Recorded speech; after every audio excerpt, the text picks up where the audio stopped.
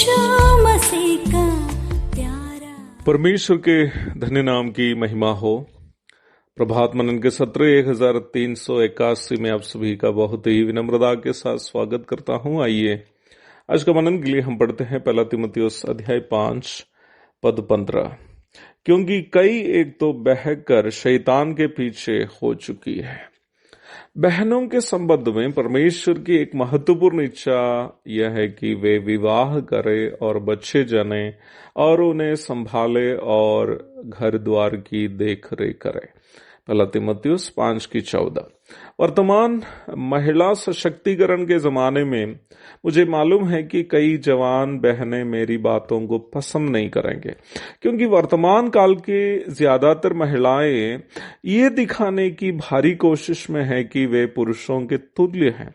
पुरुषों की तरह वस्त्र धारण करने से लेकर पुरुषों की तरह व्यवहार करने तक की कोशिश करते हुए वर्तमान काल की लड़कियां ये प्रमाणित करने का अथाह प्रयास में हैं कि वे पुरुषों से कम नहीं है।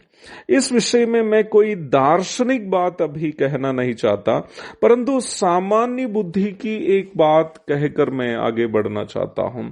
आप सभी लोग जानते हैं कि मैं एक पुरुष हूं। मान लीजिए कि मैं एक साड़ी और ब्लाउज पहनकर महिलाओं की तरह शर्माते हुए कमर बत्तख की तरह हिलाते हुए चलूं और चलते वक्त रास्ते में एक सांप को देखकर तुरंत मेरी पत्नी के पीछे छिप जाऊं, तो आप मुझे देखकर क्या करेंगे?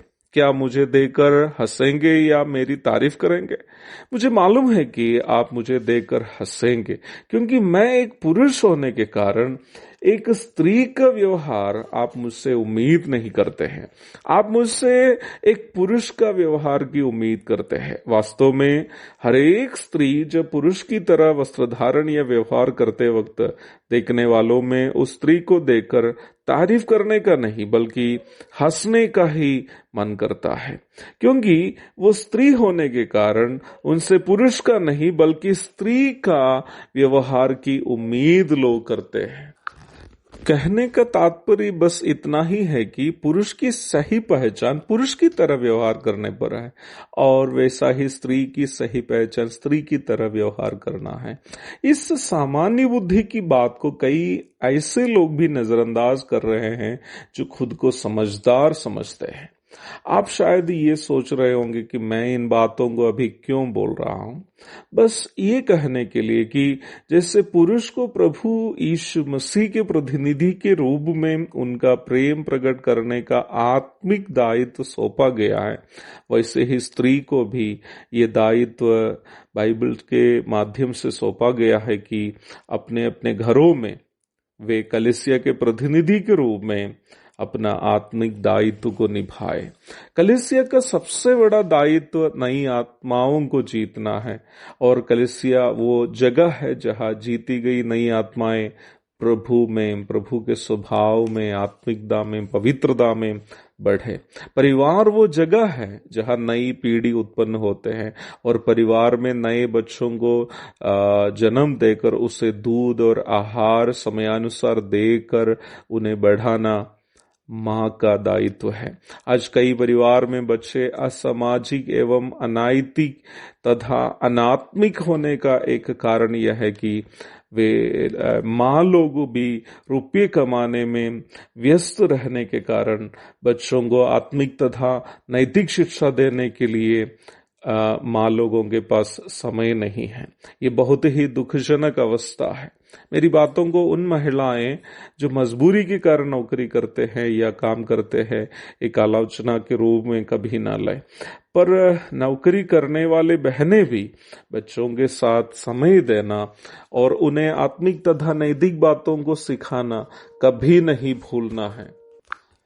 प्रेरित पौलुस प्रारंभ में पढ़ी गई पद में ऐसी कुछ मसीही महिलाओं के बारे में कहकर हमें चेता रहा है जो पारिवारिक जीवन का महत्व को तुच्छ जाना और सांसारिक सुखों के पीछे चल गए और इस प्रकार कलीसिया और प्रभु के लिए निंदा का कारण बन गए हैं।